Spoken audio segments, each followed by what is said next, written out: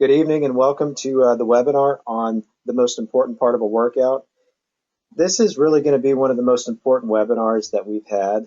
And the reason that I say that, I would like to start off by telling you a story. I've been in the industry now for well over 10 years. It's been about 13 or 14 years now. But I can honestly say that when I started as a personal trainer, I was not very good. I came from an athletic background. Um, I had actually worked with athletes. In fact, before I started working as a personal trainer with the adult population, I was working with the U.S. diving team, the age group team, and so I was working primarily with athletes. And when I transitioned and started working with the adult population, I thought everybody wanted to train intensely and wanted to be wanted to be basically. Hold on just a second. So, I wanted to make sure that everybody trained intensely and that they left the workout tired and exhausted. And that's how I thought everybody wanted to train. And I really didn't understand the importance of what we're actually going to be talking to you about tonight. And I can honestly say that there's probably about 90% of the personal trainers out there that don't understand the importance of what we're going to tell you tonight. Um, but before we get started, I want to talk about this for just a second because this was a report that was released by the Center of Disease and Control in 2010. But by the year 2020, 70%, 75% of Americans will be obese. And a lot of people don't really understand what the word obese means, but it means that you're so overweight that you have a hard time functioning on a daily basis. I want you to think about that for a second because what that means is within the next 5 years, 75% of the population is going to have a hard time functioning on a daily basis just because their BMI is so high. And that is, there's a huge epidemic going on in this country, and I think people are starting to recognize it. But I wanted to start off by mentioning this because this is going to play in, this is going to have a lot to do with what we're talking about tonight. So, adults, approximately 80% of Americans are overweight. 63% are actually considered obese according to the body mass index measurements.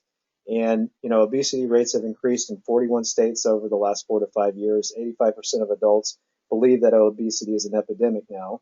32% of Americans do not participate in physical activity. And what they define as physical activity is somebody that is involved in some type of strenuous or moderately strenuous activity at least 2 to 3 times a week, which by my definition, that's not considered physically active, but that's what the CDC actually considers physical activity.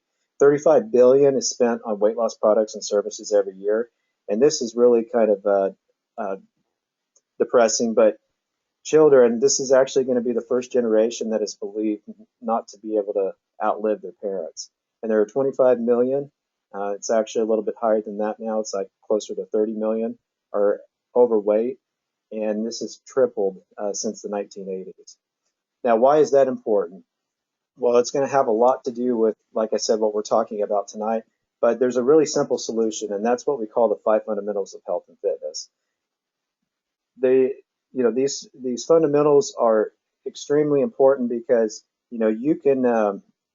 you can address the first couple and really start seeing results. But in order to be able to accomplish your health and fitness goals, you're going to need to address all five.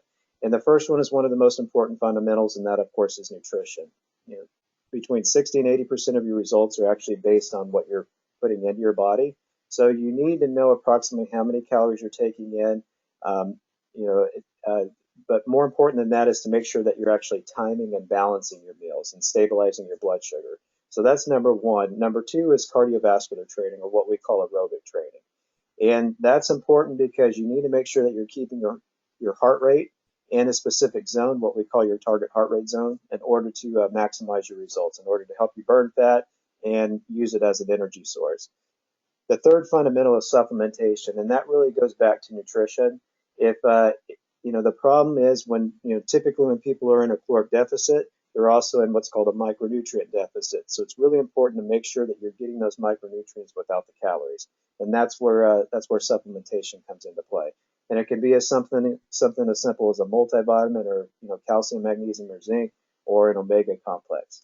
But we've had a lot of clients that have reached a plateau, but once they've started following a dietary support program, or taking supplements, they've been able to start seeing results. And so that's why micronutrients it's important to make sure that you're providing your body with the right micronutrients.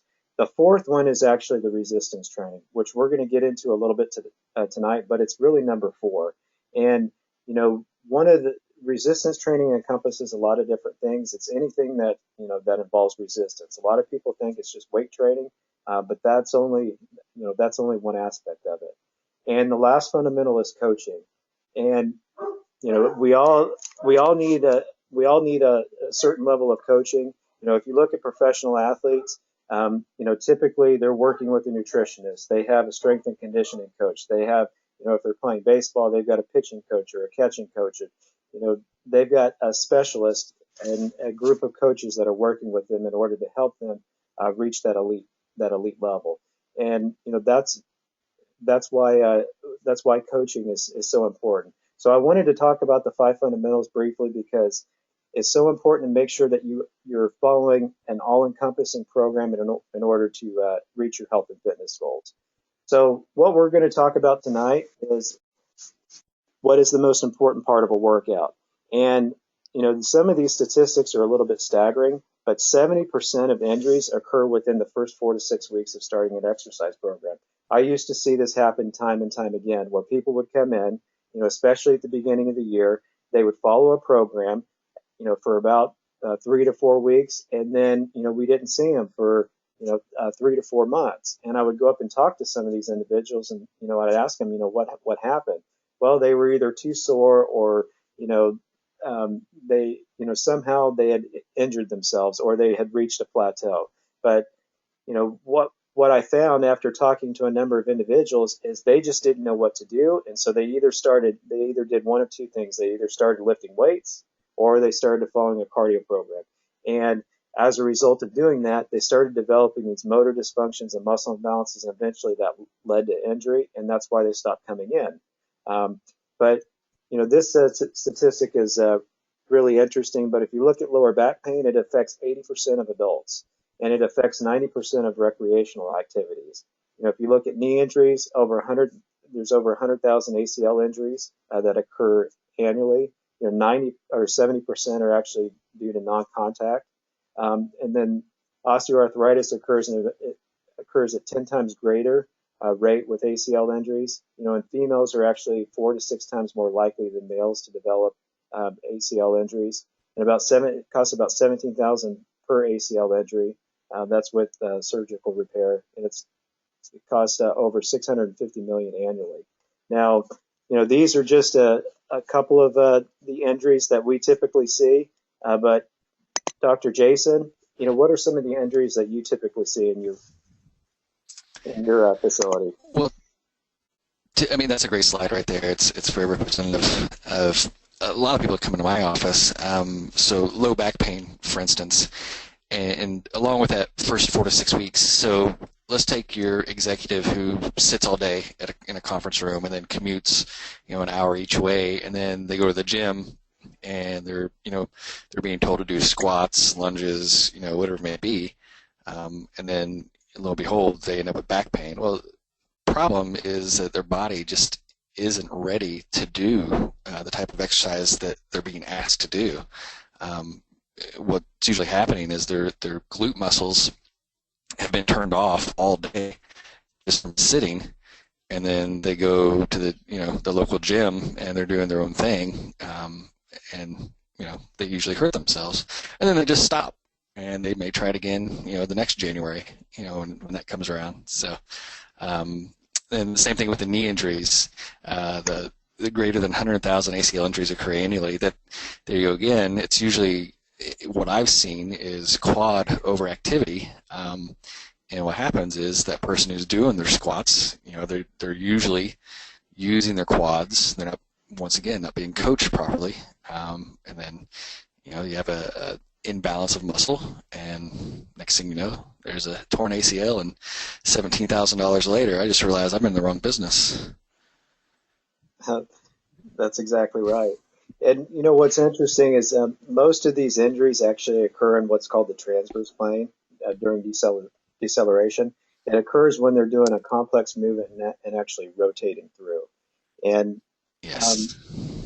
that's really important to understand because a lot of times what people will do is they'll start following an exercise program like P90X or some of these more high intensity interval uh, training workouts, and they're doing these complex movements, and that's why they, without doing some of the regressions, and as a result, they injure themselves. The problem with most current Correct. training programs is, they don't emphasize overcoming motor dysfunctions, muscle imbalances, or posture deviances, you know, uh, or movement in all planes of motion, or they take into consideration the concentric, eccentric, or isometric muscle actions, or the actual tempo. What's the time that it takes to do a rep? Uh, or they're not challenging the body's ability to stabilize or balance itself. And then of course, most of the time they're not challenging their cardiorespiratory or cardiovascular system in an integrated fashion. So, what is the most important part of a workout? That's the reason we're having this webinar. And the answer is flexibility training. Now, flexibility training actually includes a lot of different things. It encompasses a lot of different things, but it's anything from the soft tissue work to the corrective exercises to the static and active stretching, uh, which also includes the warm up or the dynamic warm up and the cool down programs. And the most important two things that you can focus on in the gym are going to be your posture and form, because the goal is to make sure that you're activating and integrating the right muscle groups. And I love this saying by Gray Cook, but stacking fitness on top of dysfunction will only lead to injury or plateau. And that's really important to understand because a lot of people, just like I, as a new trainer at the beginning, I just wanted to take people through a really tough workout. And I didn't realize that people had these muscle imbalances or postural deviances. And as a result, all it does is open them up to injury, or, eventually they'll reach a plateau. So I want you to think about this for a second, because if you're 5 pounds overweight, that's basically the equivalent of a brick. And imagine that you're carrying a brick right around your abdominal region, right around your stomach or your gut. What kind of effect do you think that's going to have on your posture? It's going to have a pretty significant effect. And like Dr. Jason just said, there's a lot of reasons that people develop these motor dysfunctions and muscle imbalances, but a lot of it is due to the fact that they're inactive or they're sedentary. So they're if you think about it, everything we're doing, all day long, we're basically in a sitting position. We get up in the morning, we sit down and we eat breakfast. We drive to work. Sometimes the commute is 15 minutes, sometimes it's an hour and a half, but then we get to work, we're sitting at our desk, and then, we might get up for lunch, but then we're sitting at our desk for 6 to 8 hours, maybe even longer, and then we're driving home. And then, we sit down and we have dinner with the family, but we're in a sitting position. So, our feet are turned out, our glutes are, our, glutes are elongated and weak, our hamstrings are tightening up.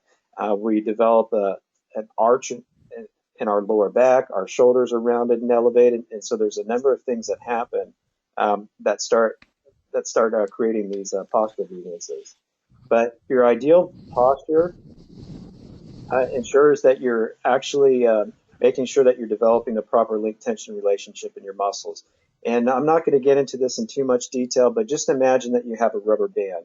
And if you pull that rubber band back just a little bit, it's still going to go, it's still going to go out. But if you're able to pull that rubber band back to the point where you're able to get the most resistance and then you let go, that's how you're able to get the most force, the most strength, the most power out of your muscles. And it's very similar to that rubber band.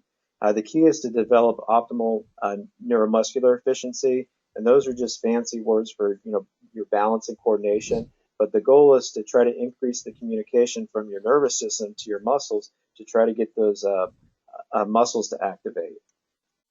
Now, this is typically what we see, and these are called the 5 kinetic chain checkpoints. But most people's feet externally rotate, their knees either abduct or rotate inward. The in the lumbopelvic hip complex or in the hip complex, we see this anterior pelvic tilt. Everybody has this natural curvature to their lower back that's called a lordotic curve. But what happens is when you're in a sitting position or your glutes become elongated and weak, that anterior pelvic tilt actually that arch gets more excessive. And then you see the shoulders round and elevate, and the head starts falling forward or it becomes extended. So what happens is this because of these repetitive patterns that we're doing all day long, they result in what are called postural distortion patterns, or what we call motor dysfunctions.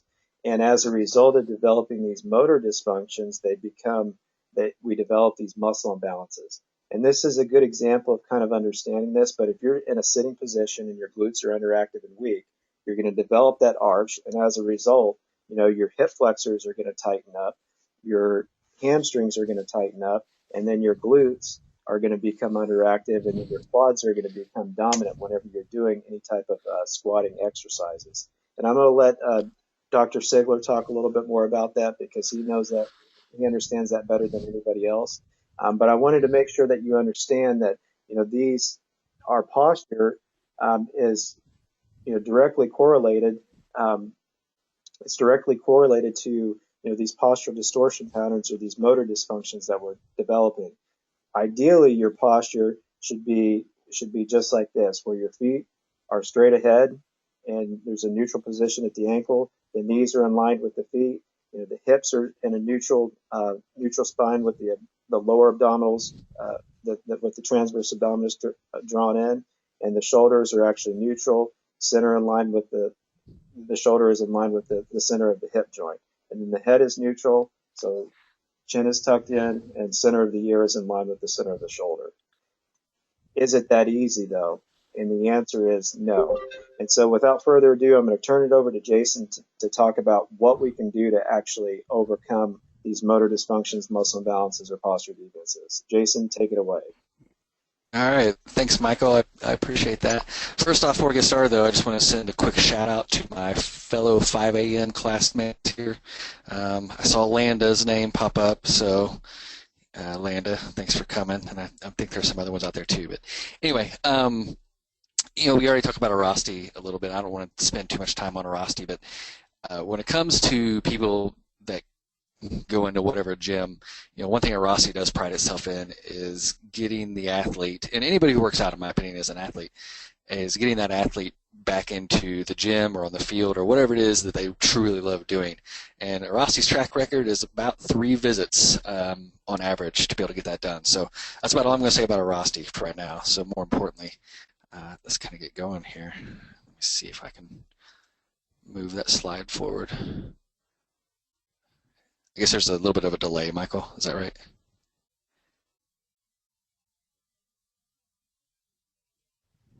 Yes, you were able to move it forward, but there is a little bit of a delay. I apologize. Gotcha. Oh, no worries. Just now that I know. Also, what I want to say, too, is, when Michael and I first met, we were sitting in my office, and he was talking about everything that he's incorporated. He and Karina had incorporated into what is PG Fit, essentially.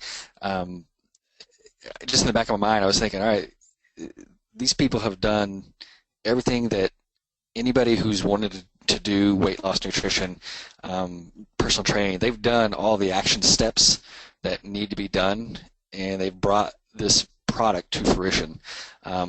I've thought about doing all those things, but I didn't have the knowledge or the energy to do them all. So kudos to PG Fit for doing that. So first off, what I want to talk about is static stretching versus dynamic stretching. So back when I'm in my late 30s, so when I was in high school, growing up, the biggest thing we did was static stretching. We would sit there and we would bend forward, touch our toes, or we would stand up, touch the ground, whatever it may be. But in all actuality, we were doing probably the worst thing we could do for ourselves prior to any kind of a workout or sporting event or whatever it may be.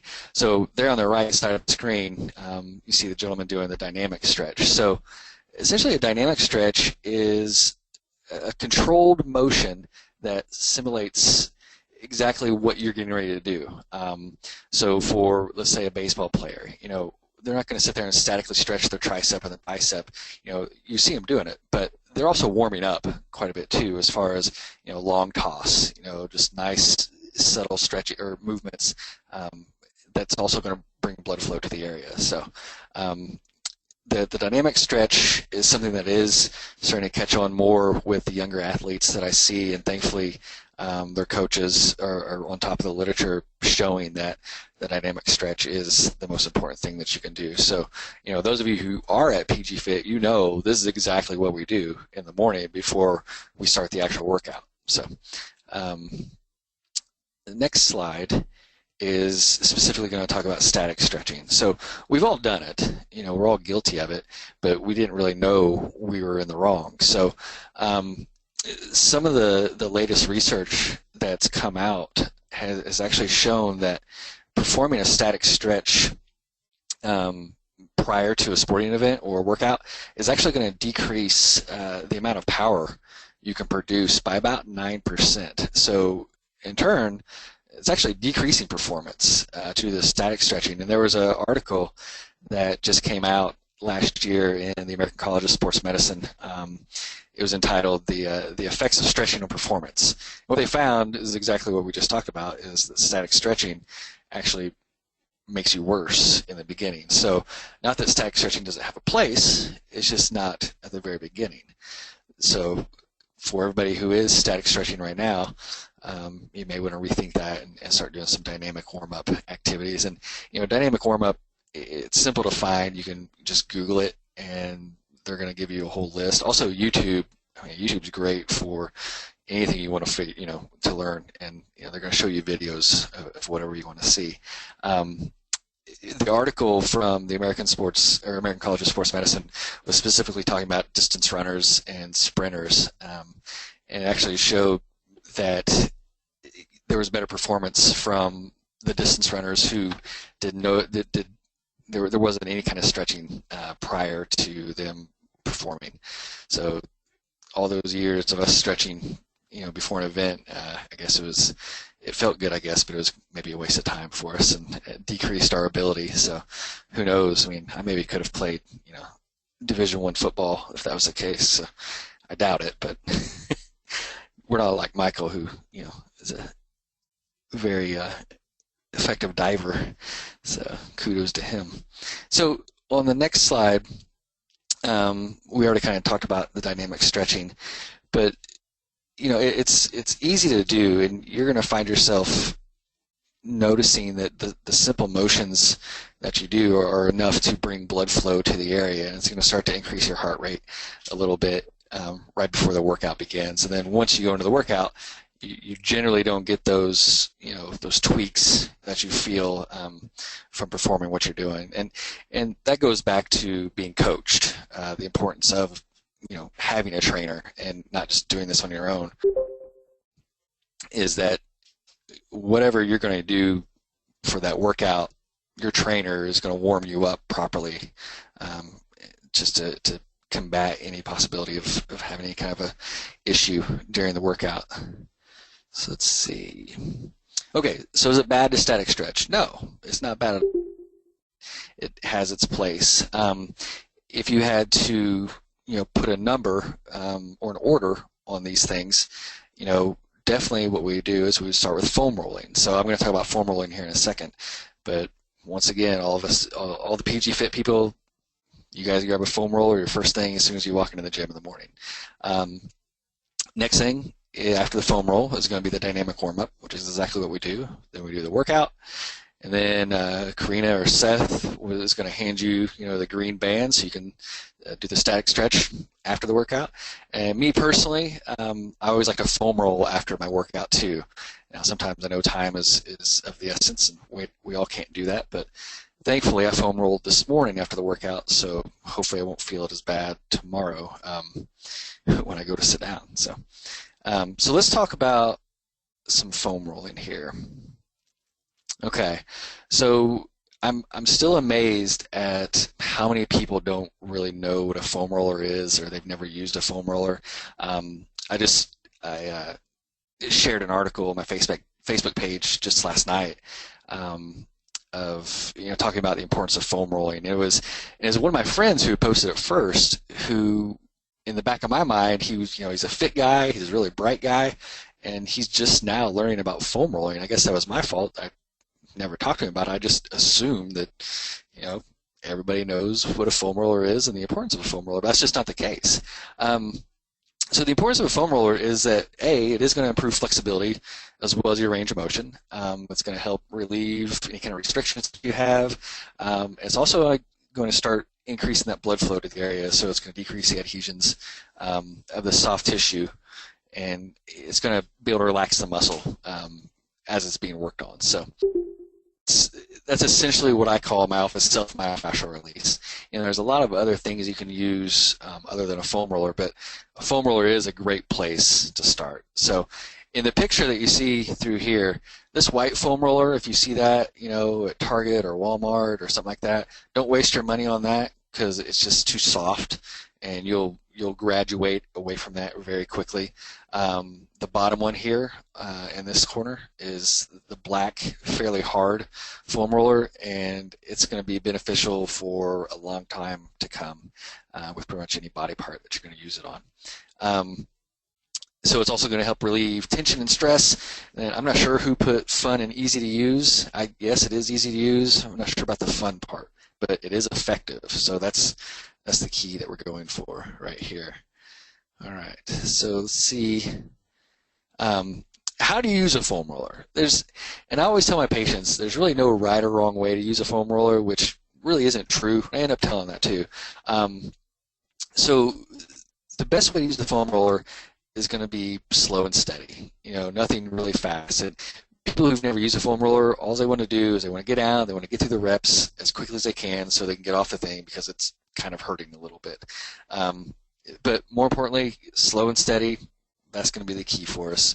Most of the time, I'll recommend 10 passes along a body part, up and down equals 1, and it may take you 5 to 8 minutes to foam roll your entire body once you get pretty proficient with the foam roller. So next thing is focused movements. So you can do a couple different things. You can do, like I said, you can do passes up and down, nice, slow, and controlled, really feeling those effective areas, like you're really doing some work with it. Or you can just find that really tender spot and just hang out on it for a little bit, maybe 10, 15 seconds until, that pain starts to dissipate, or, that tissue starts to break down just a little bit for you. And then lastly, most importantly, listen to your body.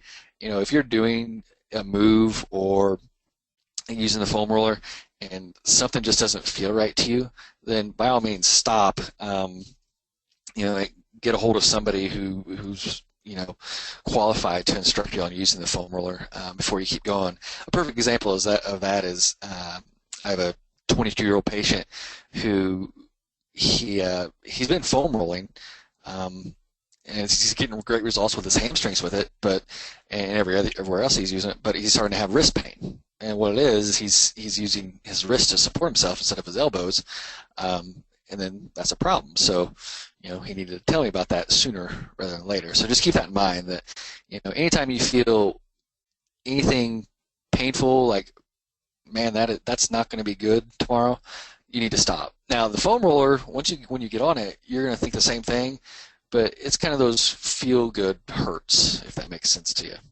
So, and a lot of people, they'll get on the foam roller once and they don't get back on it because they say it hurts, and people don't like to do things that hurt, but it definitely is effective, and I'll promise you and guarantee you that the more that you do it, the less painful it is going to be, so that tissue is to break down and become healthy again. So this picture is just a simple example of somebody rolling her quads, and as you can see, the knee's here, okay, and the hip is way up here. And so the importance is it's just a nice, slow, controlled motion from the top of the quad down to the bottom. And you want to stop just above the knee, maybe an inch or two above the knee. We don't ever want to roll over the knee or roll over any other joint for that matter. It's just going to cause irritation to the joint and likely to cause any kind of a sprain or a bursitis that can come about by irritation. So the next one's going to be the quadricep as well, except she's getting some internal rotation there on the left, so she's going to be getting the lateral side of the quad right through there. And then with the external rotation, feet out, she's obviously going to be getting the inside part of the quad and a little bit of those adductor muscles that nobody likes to foam roll. So the interesting thing about foam rolling is that for me, maybe this is more painful and more effective than what this is for me. But for Michael, maybe this is what we be the most effective thing for him. So just keep that in mind. That two people are going to be the exact same as far as what they feel on the foam roller. Okay, next slide. The dreaded IT band. And I call it that because if anybody has ever foam rolled in their life, it's more than likely going to be the IT band that somebody showed them how to foam roll. And I'll be honest, before I started with Arasti, I just had a general chiropractic practice, and I used foam rollers, but I didn't know the extent of what you could use a foam roller. You can use this thing for just about any part of the body that you want, but the IT band is the most common that people use it for. Now there is a couple keys here with the IT band, and that goes back to my saying of you can't use a foam roller wrong, but you actually can.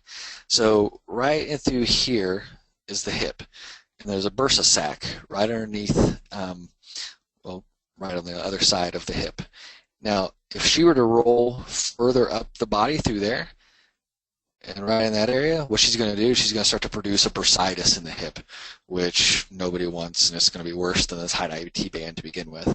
And the same thing, as she comes down, her leg here is kind of covering it, but you don't want to ever roll over that knee, just like I was saying before when we're looking at the picture of the quadricep. So she's supporting right here instead of on the hand. That way there's less strain on the shoulder, and there's more pressure coming through the IT band. We'll move to the next. And the glutes. This is what I foam rolled this morning after class. So anybody who worked out this morning knows why. So the key with this, and the glutes are going to be different for everybody. One side opposed to the other. For me, my left glute is worse than my right, and it literally took me 6, almost 8 weeks to finally foam roll my left glute, so that I could actually sit on the foam roller like this in this fashion.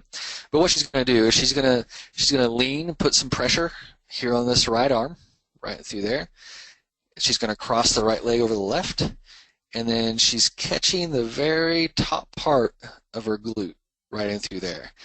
And generally, I can see the person's face, so I know if they're doing it right or wrong. And just a simple note with this is if you don't feel it, you're doing it wrong, because almost everybody's going to have some type of response when they foam roll the piriformis and the glute complex and through there. It's a short little motion. You're just going to roll maybe 4 to 5 inches right in through there, and it's going to be pretty effective. I promise you that. And let's see. All right, so this is a picture of the gastroc, or the calf. So in the illustrated picture, what we have is she's putting one leg over the top of the other. Now, there's no need to do that, because most people, when they start foam rolling, is you get enough response with both legs on it.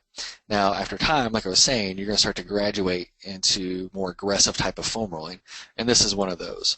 So, but I would recommend having both legs on the foam roller, and you're just going to roll up and down right through there from about the top of the Achilles tendon here, and then right to the base of the calf, just right below the knee, once again, not going over the knee. So right in through here, you see she's holding herself up with her hands. Now, if you have a hard time raising yourself up, raising your bottom off the ground, then what you can do is you can get some yoga blocks or something of the like to allow you to clear just a little bit easier right in through there, so that you can foam roll the calf. Now, from the same position, you can easily foam roll the hamstrings. I'll be honest with you, the hamstrings, you don't get as much of a response from the hamstring as you do other parts of the body, just because the hamstring as well as the foam roller are pretty broad, so you're not going to be able to get that pinpoint application that you want. So for this, I do jump into a lacrosse ball, but that's for another time, another place. Okay. All right, so the thoracic spine or the mid-back. So a lot of patients come in the office um, generally with shoulder and neck issues are going to have a really tight thoracic spine. Um, and what's happening is as they're doing their workout, they just can't get the extension or the backwards motion they need from the thoracic spine, so they're going to use their shoulders as well as their neck to achieve that same motion that should be coming from here. So this, in my opinion, is my favorite foam rolling activity because it feels the best, honestly. So starting position is her bottom would be on the ground. She's crossing her arms right here, giving herself a little bit of a hug, and then she lifts up, and then what she's doing is she's just simply rolling up and down, just about a 10-inch motion right in through here, just up and down. Now you do want to be careful when you get to the lower part of the thoracic spine because of your floating ribs. You just want to take some caution with that. But up and through here, you can even lean back a little bit, get some extension in the thoracic spine. You may even feel or hear a couple pops happen in the mid-back, which is completely fine. Now, another thing that you can do from this position is pretend she has her bottom on the ground, and what she's going to do is she's going to bring her arms up over her head, and she's going to allow her head to come back and reach the floor. Now, that's ideally what should happen. So that'll indicate to me that that person has good thoracic spine extension. So next time you have a foam roller, I want you to try that. And if your head doesn't reach the ground with the arms up over top, like I described, then you need to work on some thoracic spine extension, which is going to help relieve probably a lot of shoulder issues as well as a lot of neck issues that are going on for you. Hopefully that made sense. Okay. All right. So when it comes to a rehab protocol, what do you look for? I guess that's a good question I usually get, and what we look at is the importance of a full recovery, or like the slide says, like a complete recovery. At Aurosty, what our main focus is finding the root cause of the problem. So, and I know everybody says they want to find that root cause, but it's not as easy as what it sounds like.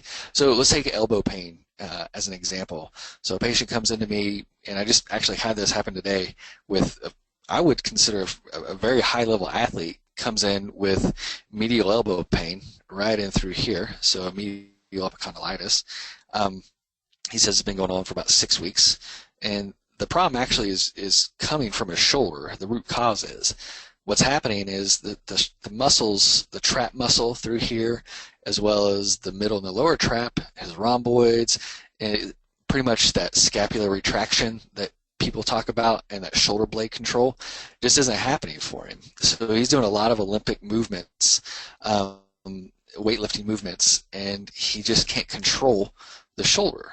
So in turn, what happens is a lot of that energy is focused into the elbow, and the elbow is just, it's not a strong enough joint to be able to withstand the force that he's putting into it. So we generally call the elbow a dumb joint because it really only moves in two directions, essentially. Whereas the shoulder is a smart joint. Shoulder, in my opinion, is one of the most, it is the most complex joint in the body, essentially. And it's the hardest to rehab, too, because there's so much going on. But like this patient, for instance, he has a great control everywhere else. But if you compare it to the right side of his body, it looks totally opposite from what the left side does. And it's not under control. And that goes right back to having a coach, having somebody that can watch you do the exercises, or just tell you the proper exercises you need to do to warm up. So if I had to take a guess, this patient is probably not warming up the shoulder exactly how he should be in order to get the muscles firing before he starts to do his full movements. And that's a problem that I talked to him about, and he said he'd be a little more vigilant with it. So the next thing is stability versus mobility. And Michael and I, we always talk about this, and they really go hand in hand. But what I mean by this is, let's take a softball pitcher, for instance, a high-level softball pitcher who can't raise her arm, above 90 degrees, essentially. The rehab that she was doing, they wanted her to strengthen that shoulder, the rotator cuff. Everybody knows what the rotator cuff is, or they've heard of it. So all they were doing was trying to strengthen that. Well, it really wasn't a rotator cuff problem. She was strong in those areas when I tested her. She just didn't have the mobility. She was lacking that mobility to happen. Um, and it was coming from, once again, her shoulder blade. So some of the smaller muscles within the shoulder blade or the shoulder complex weren't firing the way they're supposed to. And over time, it started to recruit and use muscles poorly and muscles that weren't created for that job.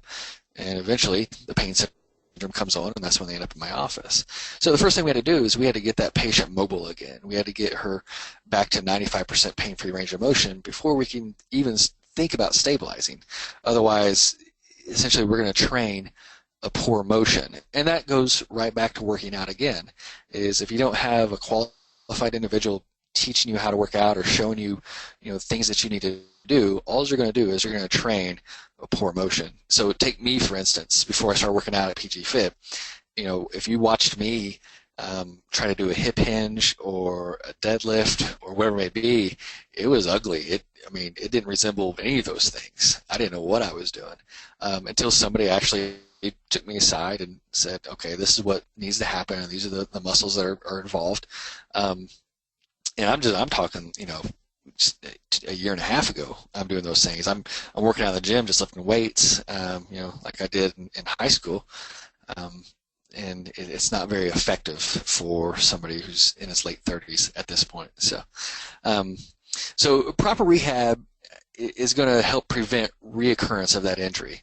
And that's the important thing here. And that's the important thing of having that proper coach too. Having that proper coach is going to help prevent you from ever having those injuries that come on, like with Michael's slide, within the first 4 to 6 weeks, and then you just fall off essentially. So they're going to get those inhibited muscles firing again. They're going to get those muscles imbalances more evened out, if you will, and then things are going to come a lot easier to you when you are at the gym. So let's move on here. Checking time. Okay. So one other thing about Aurosty is that we are a very evidence-based company. So what that means is everything we do is backed up by science. It's backed up by research to say, okay, this is something that is effective. This is something that your peers can look at as well, and it's the cutting edge, I guess, of medicine or rehab or training or whatever it may be. So each time you come into my office or any Aurosty office, you're gonna get one-on-one treatment for an hour. So what that's going to do is going to give you, a more accurate diagnosis, and then also it's going to reduce the need for unnecessary MRIs, injections, and things like that. So, we do a ton of muscle testing, neurological, ortho, functional movement assessments to see exactly where that root problem is coming from. So, and then the treatment is, like the slide says, it's a very highly specific manual therapy where essentially what we do is we work through the tissue to try to get the tissue to function the way that it's supposed to. And that way, once you start working out or doing what it is you love to do, you have less restriction and you're all set, ready to go. Okay, and that's just a simple slide right there that shows everything we do. And when people ask me what I treat, I say pretty much anything from head to toe, musculoskeletal, that's not a fracture or a very severe sprain or a very severe tear. We even treat mild tears depending on where the tear is occurring at. So, all right. Okay, and this is my information right here. There's a couple ways to get a hold of me if you're interested. I would like to say all of our assessments or initial evaluations it's a risk-free assessment. So if you come to my office and I say, this really isn't something that I can work on or help you with, but I'm going to get you to who I think can, then there's no charge for that visit. If you come in and decide, I don't really want to do this, then no charge at that time too. So my cell phone is down at the bottom, and anybody is welcome to call or text, ask me any questions, and then you can also schedule an appointment through the website right there at the top of it. So, and there are other providers within the Houston region. Whatever's most convenient for you, honestly, is what me and my colleagues usually say. Then here from out of town, but we have offices in San Antonio, Austin, Dallas, um, Virginia, Chicago, Seattle. So, and I think, Michael, I'm going to turn it back over to you right now. All right, great. Well, thank you, Dr. Jason. And I really appreciate you taking the time to talk to us about that because, I've been, like I said, when I first started in the industry, I didn't really know anything about the importance of flexibility training, especially the self-myofascial release or the foam rolling. And so I really feel like I gave those clients that I worked with for those 2 years a huge disservice. And I wish I would have understood some of the things that you were talking about tonight. And even though I've been doing this a while, I still picked up a few things uh, that you were talking about tonight. So I really appreciate that. There's a couple of other things I want to go over really quickly, and I want to talk about the future. Training programs should be designed to take into consideration, the person, their goals, and their motor dysfunctions, muscle imbalances, or motor dysfunctions. And, this is also known as limitations. We all have limitations to some extent. They may be motor dysfunctions where we're just not activating and integrating the right muscle groups, or they may result in some type of a muscle imbalance. And, over time, that can affect our posture. But the way that you can make sure that you're achieving the right program design is to go through a thorough biomechanical assessment and to follow an integrated approach. And like Dr. Jason said, they need to be evidence or science-based approaches. And that's why at PG Fit we follow the FMS, the Functional Movement System, and the OPT or the Optimum Performance Training models, because those have been scientifically proven to be effective at helping people get the best results. And so what is integrated training? Well, integrated training is a concept that applies to all forms of training to produce specific adaptations. Anything from flexibility training to cardiovascular training to core training to balance or neuromuscular training to the reactive training to speed, agility, and quickness training to the actual resistance training. And it is so important to make sure that you're addressing all of those different training modalities, because if you're just focusing on the resistance training or just on the focusing on the cardiorespiratory training, you're going to end up just like those individuals that came into the gym at the beginning of the year, worked out on the same machines or used the same piece of cardio equipment and injured themselves within the first 4 to 6 weeks of working out. And, how is the integrated training applied? Well, what we do at our facility is we make sure that we focus on different phases. So there's stabilization, strength, and power. And we make sure we take into consideration all of the acute variables. So those are all the things you want to take into consideration when you're actually designing a workout, from the exercise to the number of sets you're doing, to the number of reps, to the tempo, which is the time that it takes to do a repetition, to the intensity, and then of course to the rest interval. So, training phase manipulations, they're typically going to be about every 4 weeks. But, that depends on the individual. One of the things that we'll do, especially with a brand new client, if they've never worked out before, is we'll typically have them do or follow a corrective exercise strategy for about the first 2 to 4 weeks. And we do that with all of our programs, whether it's the metabolic resistance training classes or the semi-private training or even the private training. And, everybody adapts at a different rate. And the key is to make sure that you're at least following some type of corrective exercise strategy starting off so that you're activating and integrating the right muscle groups. It's really important to make sure that you're reassessing on a continual basis. And, the integrated approach can be manipulated to help train any individual with any particular goal in mind. So, I wanted to make sure that I give you something that's going to help you get started on your training program immediately. And this is a really simple corrective exercise program that we've developed that will help you start getting results. Now, there's 7 different movement patterns that you want to look at. The last 3 are the most complex, but really the first 4 are the most important ones that you want to focus on.